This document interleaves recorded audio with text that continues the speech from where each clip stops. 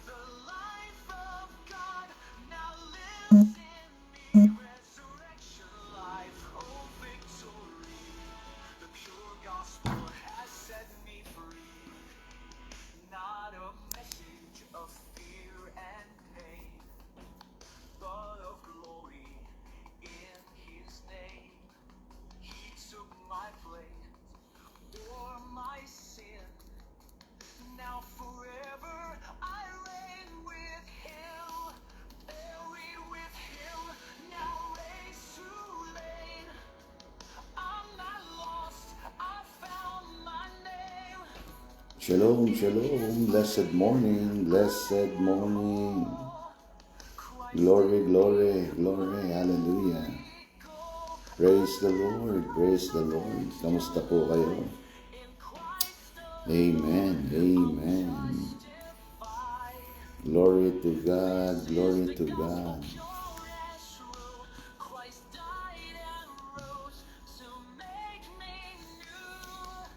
No more striving, I believe.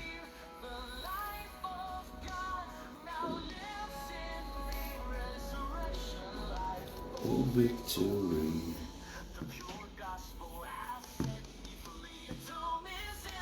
Praise the Lord, praise the Lord. Hallelujah.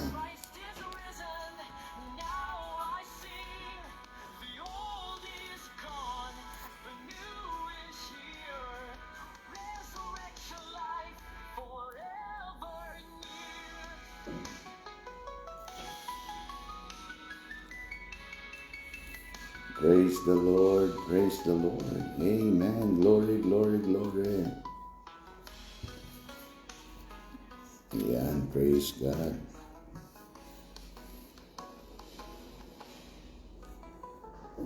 Praise the Lord. Hallelujah. Amen. Praise the Lord. Kamusta po kayo? Amen. Praise God. At habang tayo ay nakikinig or listening to our song entitled Resurrection Life. Amen. Glory to God.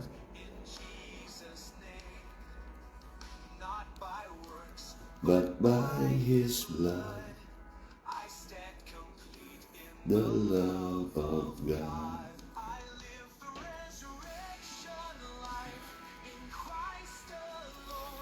I'm justified. Ayan. Blessed morning. Blessed morning, blessed morning.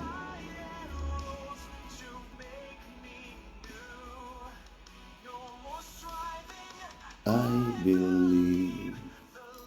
We have a wonderful lesson today in our Christocentric meal. And Christina Macol, wow, Sister Helen Baltimore is watching, praise God. And please do hit the live stream so I can see you. And also put your comment to be engaged in this program. Amen. Tag a friend, tag your loved ones. Glory to God. Yeah. Blessed morning, Christina Macol. Blessed morning to every one of you who are watching right now.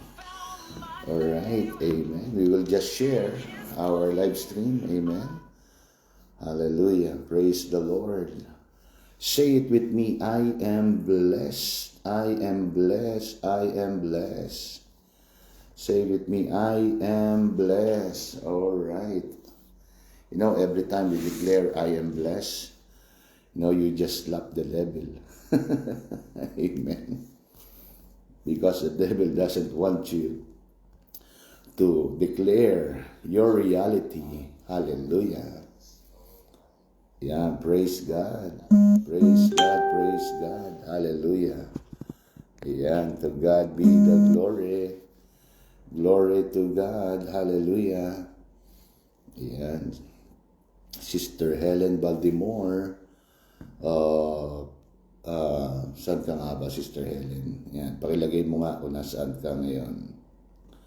Praise God and nice to see you.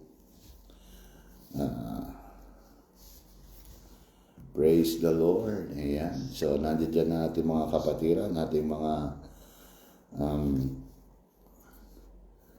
estudyante, mga adelpos. Glory to God. I'll just share it to our group chat. Amen. Praise God. And please do share to your GC. Amen. To your group chat so that they can see our live stream. Amen. Glory to God. Hallelujah. Praise the Lord. Praise the Lord. Ayan. Ayan. Blessed morning, Sister Tess, Pamintuan. Ayan. Dala-dala ko yung diploma mo dito sa Italy. Amen. Don't worry. Next year, yung original, I will give it to you. All right, please do share our live stream. Praise God. Praise the Lord. Praise the Lord. Hallelujah. Hallelujah. Hallelujah. Praise the Lord. Yeah, blessed morning. And please do tag. Tag a friend. Tag your loved ones. Tag your family.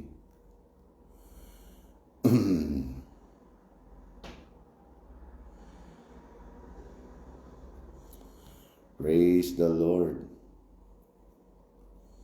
Praise the Lord. Hallelujah. Ayan. Praise God. Hallelujah. So, we will start. Ayan. So, habang kayo ay binabati natin, habang kayo ay nagme-message dyan. And I will be speaking English because we have English listeners. Amen. Student. And Tess Pamintuan. And Chaplain Pastor Roger Dacara is now watching. Praise God. Praise God. Hallelujah. All right. Hallelujah. And please do share. You know, wala pong bayad ang pag-share. Share it to your Facebook account. It's Friday. Amen. So, we will enjoy the goodness of life in Christ. Hallelujah. So, our lesson for today is about eternal life. Ayan. Eternal life. Believer's reality. Amen. Say it with me. Eternal life is my reality. All right. I have some few points here when it comes to our eternal life. Eternal life is now. It's a present reality. Say it with me. Eternal life is my present reality. Amen. Glory to God. Hallelujah. Ayan. In John 5:24, he that hears my words and believes has eternal life. John 6:47, he that believes on me has everlasting life.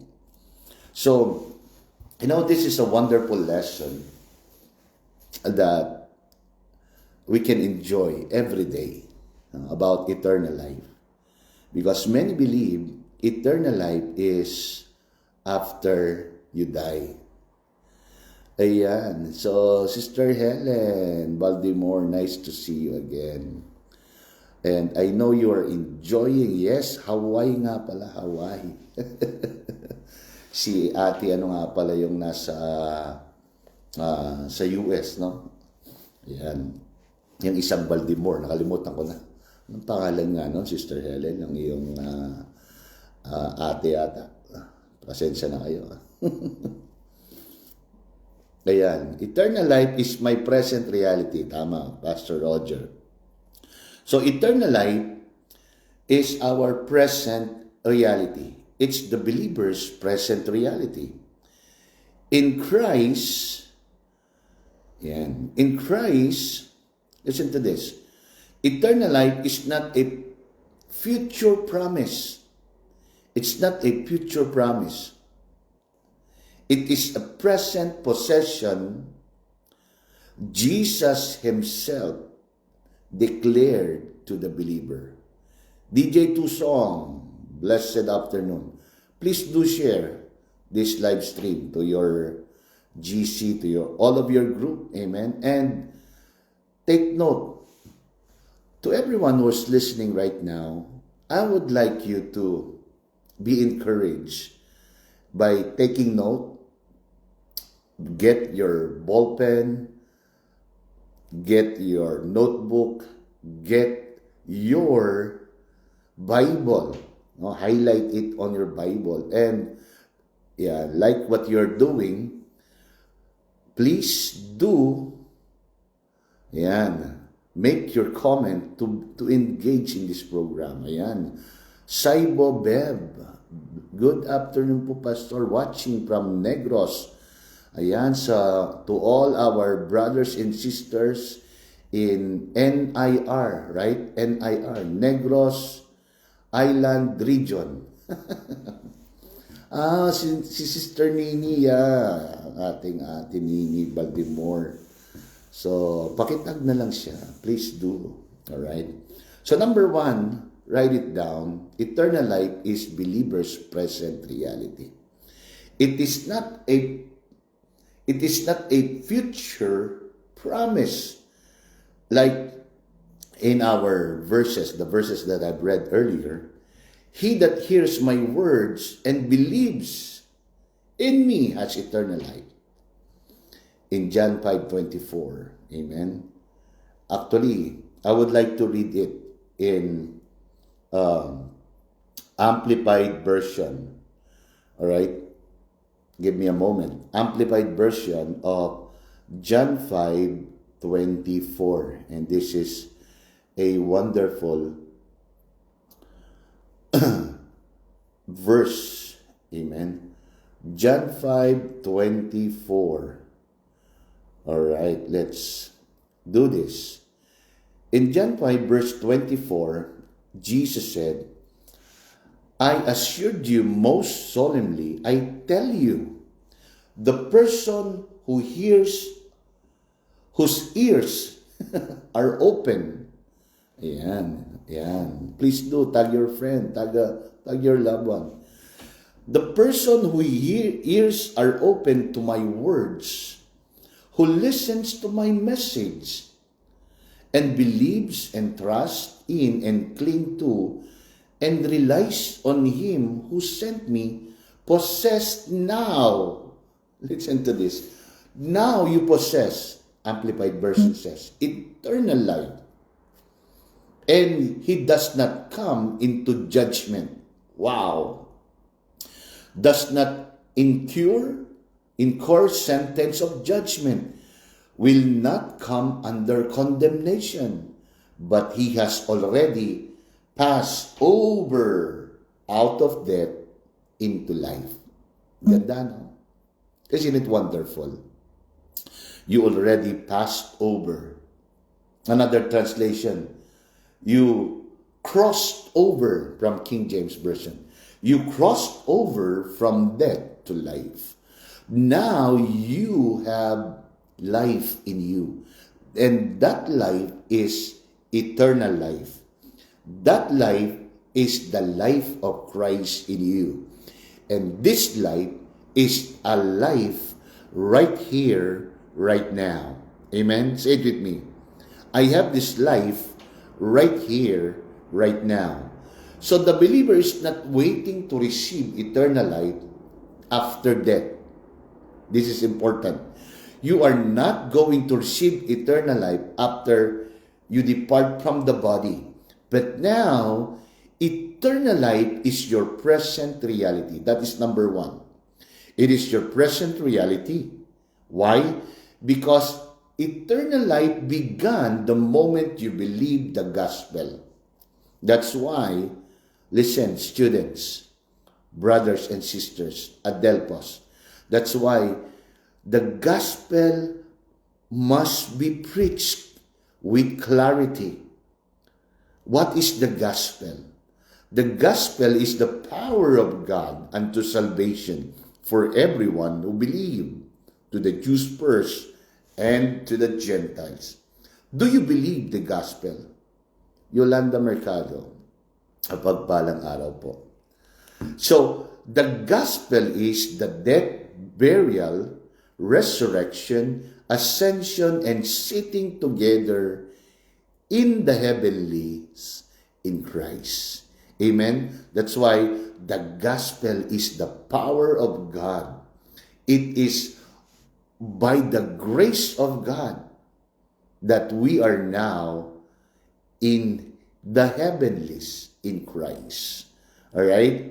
So eternal life began the moment you believe the gospel. Do you believe the gospel? Amen? Hallelujah. Praise God. Yes. Amen. Number 2, eternal life actually means the forgiveness of sins. That is eternal life. In our Christocentric School of Ministry, this is our teaching. Eternal life and the forgiveness of sins are the same. When you believe the gospel, you receive life, and this life is the forgiveness of sin. Why? Because eternal life is the life of God, and God has no record of sin. Wow. Glory, hallelujah. Are you listening?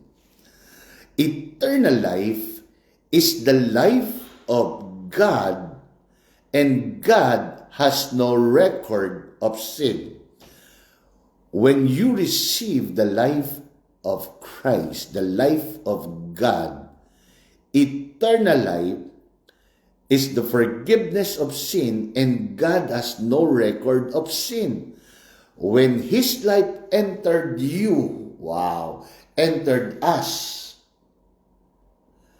your sin, my sin record was canceled eternally. Hallelujah. Your sins record was canceled eternally.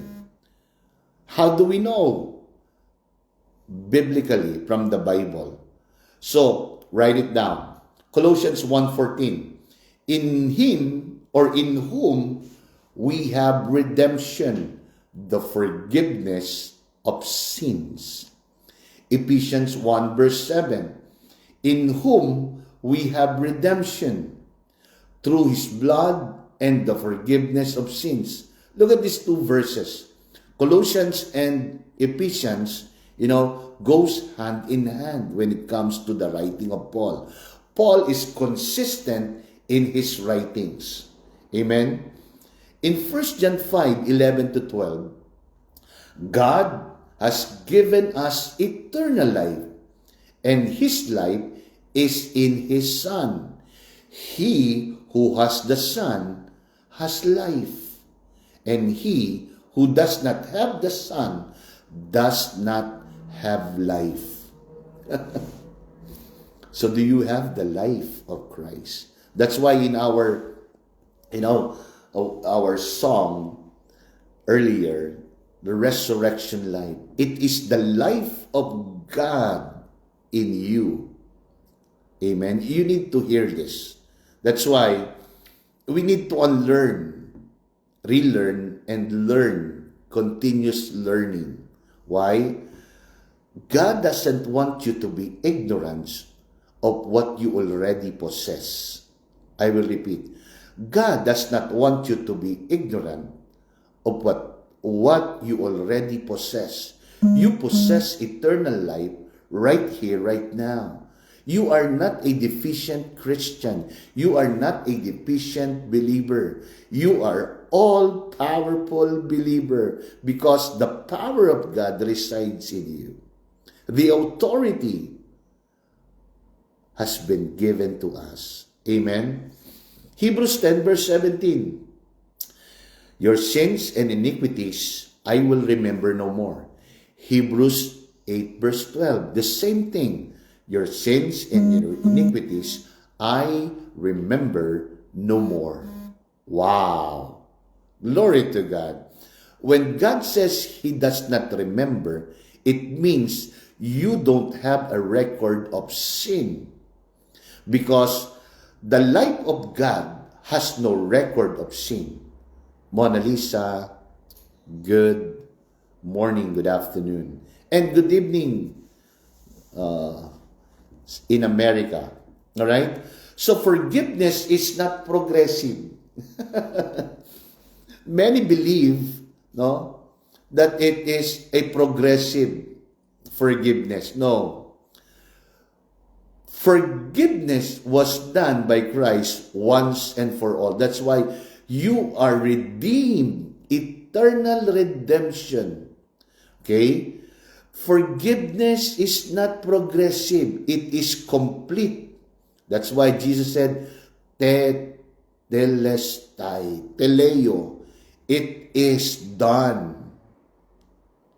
Yan. That's right, Mona. God doesn't want you to be ignorant of what you already possess. The devil wants you to be ignorant. The devil wants you to be lazy. That's why you need to share this video. Amen. And this is free.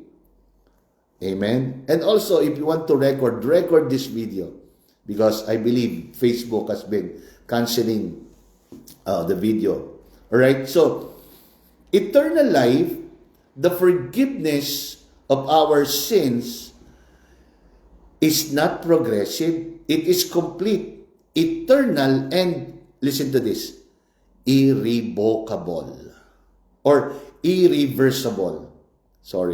Irreversible. So, that is why eternal life is a life right here, right now. Say it with me. I have eternal life right here, right now. That's number 2. Number 3. Eternal life is your identity in Christ. Hallelujah. Eternal life is my identity in Christ. If you are a believer, eternal life is your identity. That's why there is power in knowing your new true identity. I have written this book, The Power of Knowing Your True New Identity. 2017, I received this revelation. So eternal life is not something you have. It is who you are. You are eternal life. Eternal life is the life of Christ. Eternal life is your identity in Christ. Amen. So for your references, 2 Corinthians 5:17, and I know you already know these verses or this verse. Listen, you are a new creation. 2 Corinthians 5:17. 2 Corinthians 5:21. You are the righteousness of God in Christ. Colossians 3:3-4. Your life is Christ Himself. Look at that. You just read the whole verse.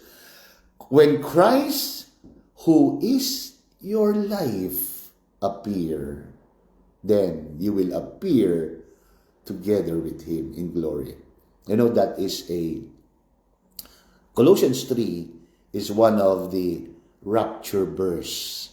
That's why rapture is not, You are not, it's not terrifying. No? Hindi nakakatakot. Rapture is glorious. Why? When Christ, who is your life, appear, you appear together in glory. Amen? Colossians 3, verse 3 to 4. Romans 8, verse 1. A very famous verse.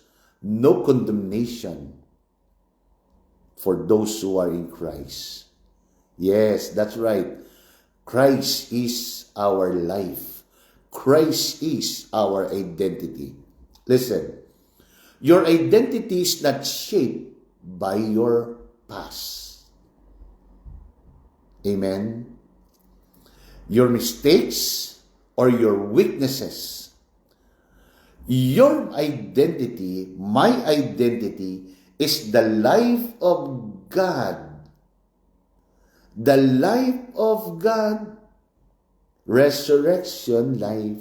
Oh, victory. Remember, the pure gospel has set me free. You know, we don't just write song to make you happy or make you sad or make you cry or make you laugh.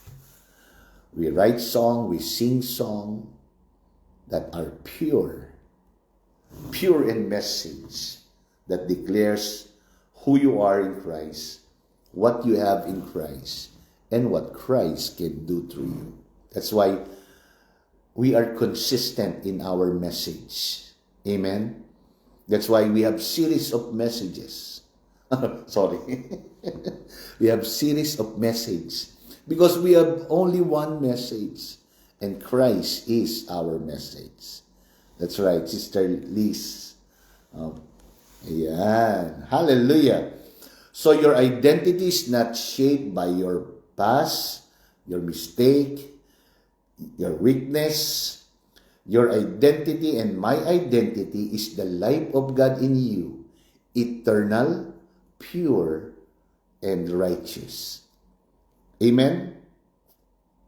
That's why eternal life is Christ in you. Remember Colossians 1:27? Christ in you, the hope of glory. Amen? When we talk about eternal life, about the forgiveness of sin, your spiritual DNA is eternal life, and that is the forgiveness of sin, the life of Christ in you, the life of God in the believer. Hebrews 9 verse 12, the forgiveness of our sins. When we talk about DNA, it speaks about our identity. Amen. It speaks about where our life came from. Eternal life, our DNA, it means the DNA of Christ. If we will have a spiritual, check up, or what do you call this? Test. Like what doctors are doing. If they want to know the DNA of the child, they get the DNA of the child and the father. They want to know if the father want really to have an evidence that that child belongs to him, he need a DNA test.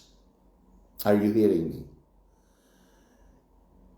If we will have a DNA test spiritually, the Bible says the same life of Christ is the same DNA of the believer. Eternal life is Christ in you, the hope of glory. That's why you are not hoping anymore. You already have the hope of glory in you. Amen? So you live in God's realm of no condemnation. People will condemn you, but you can reject that condemnation if you know who you are in Christ. If you know your identity. That's why yesterday I posted, the greatest enemy is not the devil. Why? Because the devil has been defeated. And also, Jesus does not come or came to fight the devil. Hello? Jesus said, I came to give you life and life more abundantly. I came to serve, not to be served, and gave my life a ransom. That is the declaration of Christ. So, you are as forgiven as Jesus is righteous. Amen? Hallelujah. Praise God. Hallelujah. So, ayan. Praise the Lord. So, this is not for, this is for our Christocentric meal. Okay? And please do share this live stream. Alright? So, you are as forgiven as Jesus is righteous. You are as righteous as Christ. Amen? So, you do not grow into eternal life. You start from it. Eternal life is when you believe the gospel. You start the moment you believe the gospel. Amen? Hallelujah.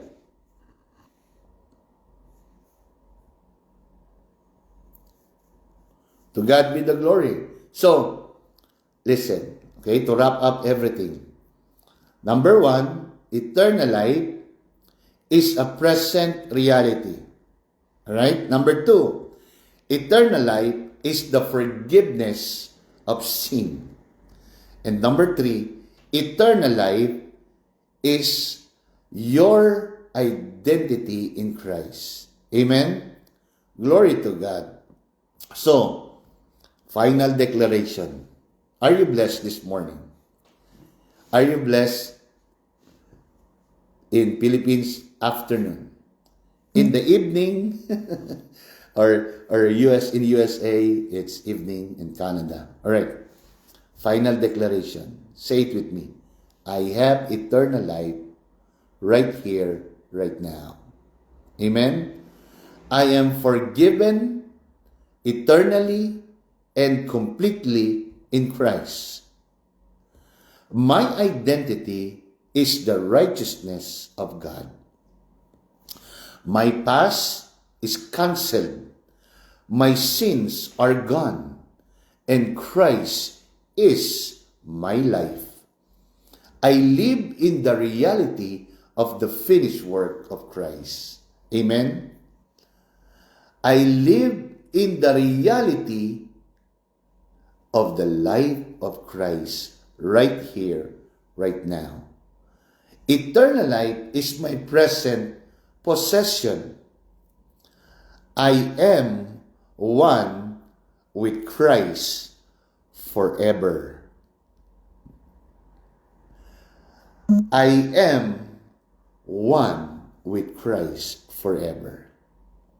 That's why the Spirit of God, our spirit, joined together, and it will never be separated. That's why the Holy Spirit resides in you. The Holy Spirit domiciled in you. Amen? Are you hearing me?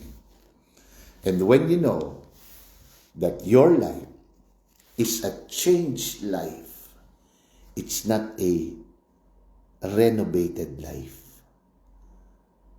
You are new in Christ. Thank you so much, friends. And thank you so much for sharing this video, this Christocentric meal, your identity, your reality. As we grow in Christ, in the knowledge of who we are in Christ, we become mature. And every time you engage in this program, you are sharing the gospel. And I pray that the eyes of your understanding will be enlightened, that you will know the glorious riches of Christ in you. When Christ, who is our life, appears, we appear together with him in glory. Amen. Let's pray. Father, thank you that we have revelation knowledge. Thank you, Lord, that we have the mind of Christ, the Father and the Son domiciled in us by the power of the Holy Spirit. Thank you, Lord God. We declare freedom. We declare sickness, get out of that body. Those who have depression, receive clarity and insight. Those who are stressed, receive the mind of Christ. You already have it. Father, thank you that in you we live, we move, and have our being. I give you praise. I give you honor. In Jesus' name, amen and amen. Praise the Lord. All right. So, to God be the glory. So, maraming salamat po. Thank you so much for joining us in our Christocentric meal, our daily devotion, our daily reflection of who you are in Christ, what you have in Christ, and what Christ can do to you. Amen. See you again next week for another Christocentric meal. This is Bishop Don saying, you are blessed beyond measure. Shalom, Hupernicus. To all our Christ-driven life global ministry, Rome, Italy, see you on Sunday. Amen. Be blessed. Shalom, Hupernicus.